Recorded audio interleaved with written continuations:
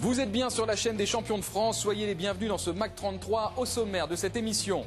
Aujourd'hui, jeudi, c'est Forum en compagnie d'Alain Baudron et de Philippe Farjon. Nous refaisons l'actualité des Girondins. Comme tous les jours, le point sur l'entraînement en compagnie d'Olivier Faure et d'Olivier Paulin.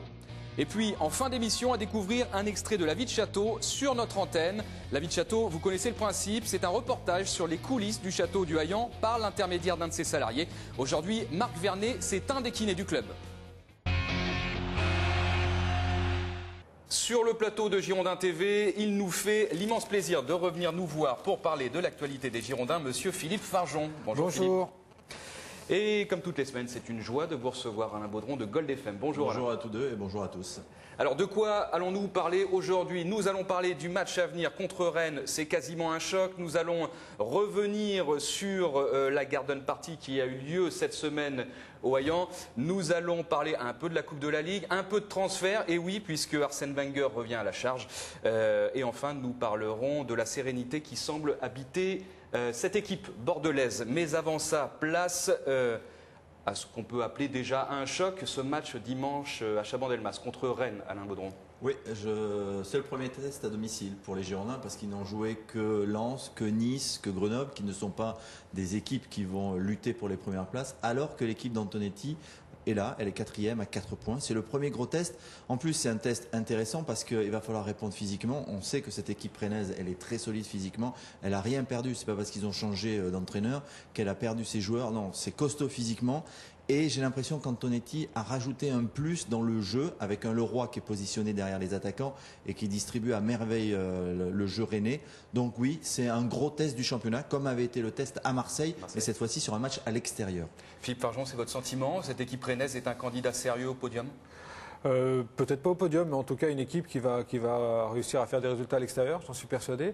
Maintenant, Bordeaux a une mécanique qui fonctionne très très bien pour l'instant, mais le seul problème de ces mécaniques très bien organisées et très bien structurées, c'est qu'un grain de sable peut arriver à n'importe quel moment et puis poser quelques problèmes. Mais Rennes peut être là, comme Grenoble aurait pu l'être.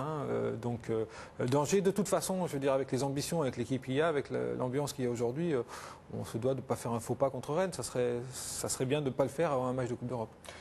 Grain de sable, en revanche, on ne peut pas s'attendre à un match piège car cette équipe, on la connaît. On sait qu'ils sont solides et on sait, comme vous l'avez dit, qu'effectivement, il y a maintenant aussi un animateur qui s'appelle Jérôme Leroy et qui est capable de jouer un peu à la bordelaise, comme Yohan Gourcuff derrière les attaquants. Oui, tout à fait, on ne va pas être surpris. Il y a un peu de similitude entre les deux équipes. Et c'est sûr qu'on ne sera pas surpris par Rennes. Autant on peut être surpris par Grenoble, Boulogne, quand on va à Boulogne.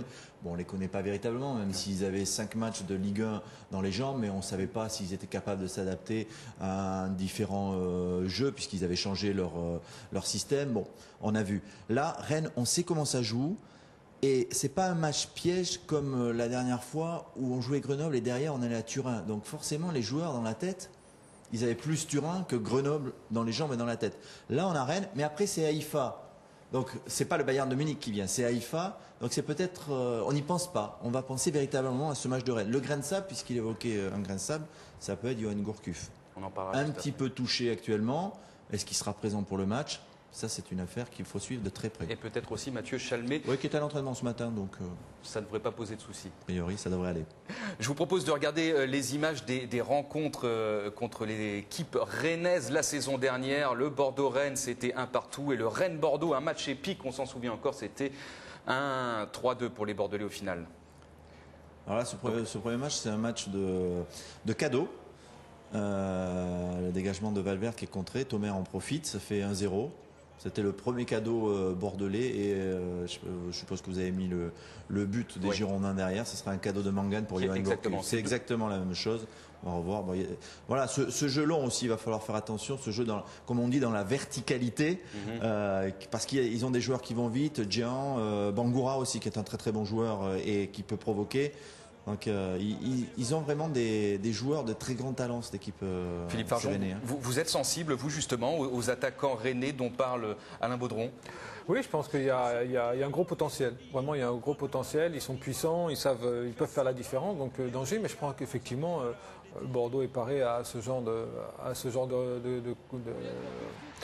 de performance et à ce genre de joueurs. Donc après, vraiment, je crois qu'aujourd'hui, Bordeaux va rencontrer des équipes de plus en plus difficiles. Hein. D'abord parce que la série continue et perdure, et puis que c'est pas évident, que la Champions League. Alors, moi, je pense que quand même, ils pensent beaucoup aussi au match contre les Israéliens, parce que d'un seul coup, on peut se retrouver, si on joue bien, avec 2 matchs, 4 points, ce qui n'est jamais arrivé, je crois, en Champions League pour les Girondins.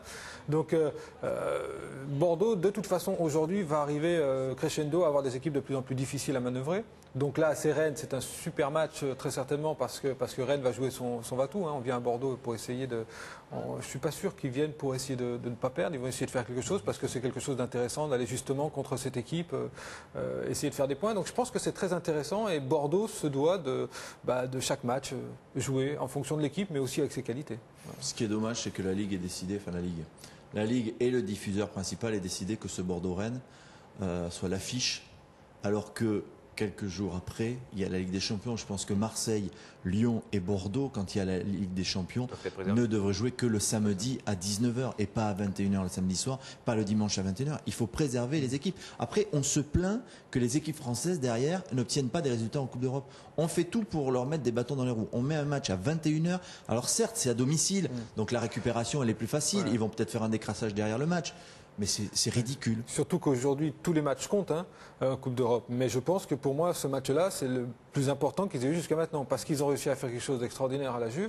Et derrière, s'ils veulent que ça fonctionne, il faut qu'ils gagnent à tout prix contre les Israéliens à la maison. Donc c'est très important. Vous imaginez, vous vous retrouvez contre le Bayern à avoir 4 points. Vous pouvez être qualifié quasiment en 3 matchs. Donc c'est hyper important. Et c'est vrai que c'est pas normal qu'ils jouent le dimanche à 21h. Et puis même pour nous, supporters.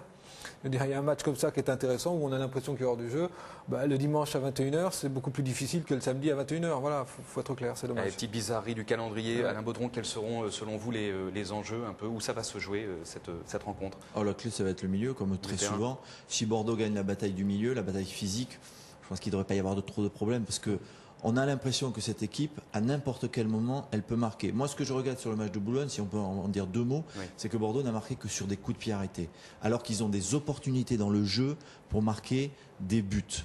Et là, ils ne le font pas. C'est juste le petit regret qu'on peut avoir. On va encore dire, oui, ils ont dominé leur sujet, ils ont changé leur équipe, mais c'est encore sur coup de pied arrêté, leur point fort, tout ça. C'est finalement qu'une équipe de coups de pied arrêté. Alors que non, dans le jeu, à Boulogne, il y a eu des opportunités, notamment l'action Kavenaghi pour Fernando où il met sur le poteau. C'est magnifique. Il y a eu d'autres actions, Bellion qui provoque, qui tente sa chance, mais on marque pas. Ça, c'est un petit manque, Philippe. Alors, c'est peut-être un petit manque, mais je vais passer de l'autre côté, c'est-à-dire que quelle chance, quel pouvoir d'une équipe qui peut être en difficulté et marquer sur pied à coup de pied arrêté. C'est ce qu'a fait Lyon pendant des années, c'est-à-dire aujourd'hui vous êtes moins bien que d'habitude, vous êtes un peu dominé, par contre vous êtes capable de marquer sur coup franc. Donc déjà la pression, à chaque fois, rappelez-vous, à chaque fois qu'il y avait un coup franc de Juninho à Lyon, ça soit 20 ou 30 ou 35 mètres, on se disait bon mince, c'est une occasion. Donc c'est très important d'avoir ça, mais je pense que dans le jeu ça viendra et puis qu'on oubliera peut-être qu'effectivement on marque souvent sur coup franc. Là il y a 2 coups francs, 2 buts. Tant mieux. Hein. Ah oui, peut-être, Alain, à la différence de Lyon, c'est que Bordeaux marque sur coup de pied arrêté, que ce soit corner ou coup franc, mais coup franc indirect. On n'a pas d'artificier tel Juninho ici. Non, aujourd'hui, Wendell ne jouant pas à Boulogne, il n'a pas eu véritablement non plus de coup franc. Bordeaux n'a pas eu véritablement de coup franc devant la surface de réparation, à 20 mètres, qui est la zone où c'est plus facile de marquer des buts. Depuis le début de la saison, il n'y en a pas beaucoup. Donc il va peut-être falloir attendre des situations un peu plus avantageuses. Mais avec Mangane derrière, on peut en avoir parce qu'il peut être solide et faire de belles fautes. Mangane qui a un temps été convoité par Bordeaux. Ou c'était oui, mais ça c'est les rumeurs du mercato. Bon, je vous propose à présent de regarder ce résumé du Rennes-Bordeaux de la saison dernière. On s'en souvient encore, ça avait été un match épique. L'enjeu, c'est bien sûr la course au titre de champion. La coupe est terminée. Attention. Attention. Oh, le premier but dans la première seconde pour Rennes. Quel scénario complètement fou avec Danzé qui met cette balle au fond dans la première action, dans les toutes premières secondes de ce Rennes-Bordeaux. On n'a même pas eu le temps de vous planter le décor avec ce centre repris par Danzé complètement seul, si ce n'est avec Diego Placente devant lui. Sauf qui loupe complètement sa frappe et qui transmet cette balle. Fait une passe décisive. Ça défend bien côté rennais. Ouf! Ça va être le premier carton pour Marc Planus. S'il reçoit un carton, Il est suspendu. il est suspendu pour Valenciennes. Oh, un rouge, directement. Le rouge Je sais directement pour Marc Planus. Je le savais. Je le savais. Laurent Duhamel est intransigeant. On va revoir le ralenti. Ce qui va nous éclairer sur cette décision. Oh, il n'y a rien. Oh, il y a faute, mais ça ne mérite pas un carton rouge.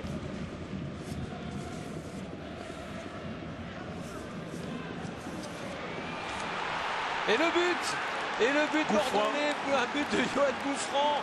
Marius, on s'était laissé un petit peu divertir sur cette occasion. On va la revoir. J'avais dit qu'il pouvait se passer des choses dans ce match. Et l'égalisation de Bordeaux. On va revoir l'action. Conclue par Johan Gouffran avec Mathieu Chalmé. Cette balle. Oh oui, balle, oh oui, oh oui. Superbe frappe de Johan Gouffran sur une balle mal dégagée par Peter Contrôle Hansen. de la poitrine. Superbe. Ah ouais, ouais. Et attention, c'est parti. But. Et le but. But. Et Bordeaux qui mène 2-1 après ce superbe coup franc de Johan Gourcuff qui va aussitôt fêter ça avec le banc bordelais. Ah, c'est extraordinaire. Johan Gourcuff, C'est extraordinaire. devant son On va papa. le faire. Ouais, ouais. le papa breton qui essaye de ne pas sauter de Impassible. joie. Et Johan Gourcuff qui, lui, contrairement à son but face à Vannes en Coupe de la Ligue, fête cette oui, jolie ouais, réalisation. ouais. Magnifique, magnifique ce coup franc tiré par Johan Gourcuff. Le 8e but pour l'international français. Superbe, on le savait, hein, on le savait.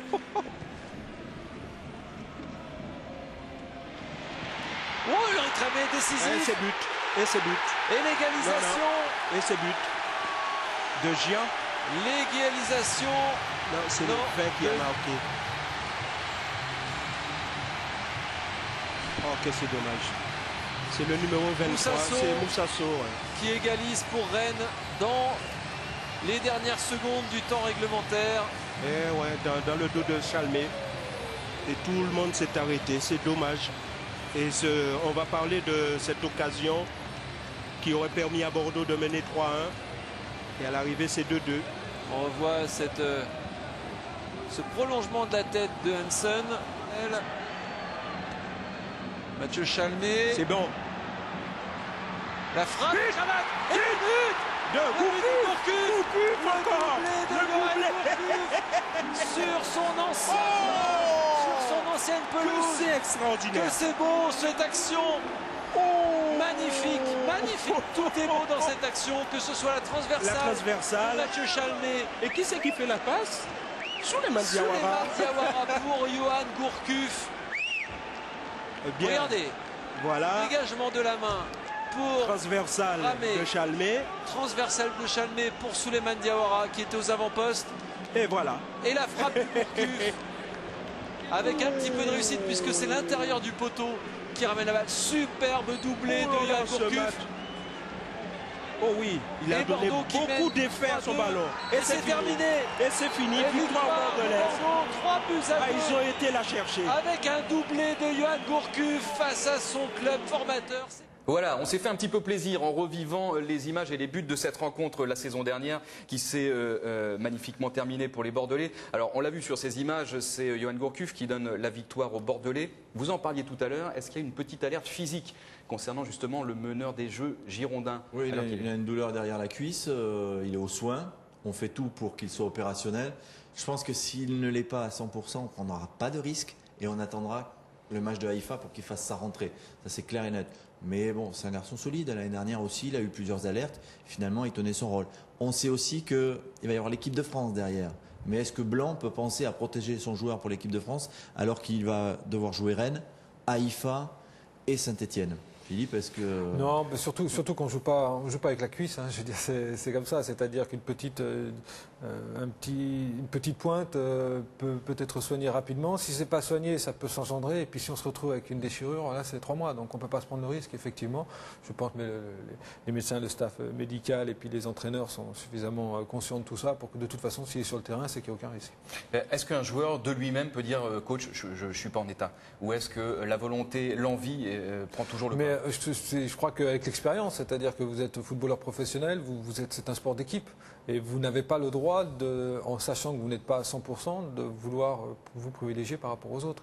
Donc ça, c'est l'expérience. L'envie de jouer, elle est toujours là, mais l'envie de jouer, il y a tellement de matchs aujourd'hui que on a le temps. Mieux vaut laisser la place à quelqu'un et puis derrière être à 100% et puis de revenir en forme. Je pense que non, là, c'est une question d'intelligence et un joueur comme Johan, s'il sent le moindre doute, il ne jouera pas malgré l'envie qu'il a à chaque fois qu'il rentre sur un terrain. Oui, parce que lui, il a envie de jouer Bien tous sûr. les matchs. Bien sûr. Même quand il en enquille 50 d'affilée, il a envie de jouer 50. Bien sûr, voilà, c'est ça. Mais se sent, hein. après, il y a un respect. Enfin voilà, il y a un respect aussi par rapport pour lui déjà et puis pour ses partenaires, bien évidemment.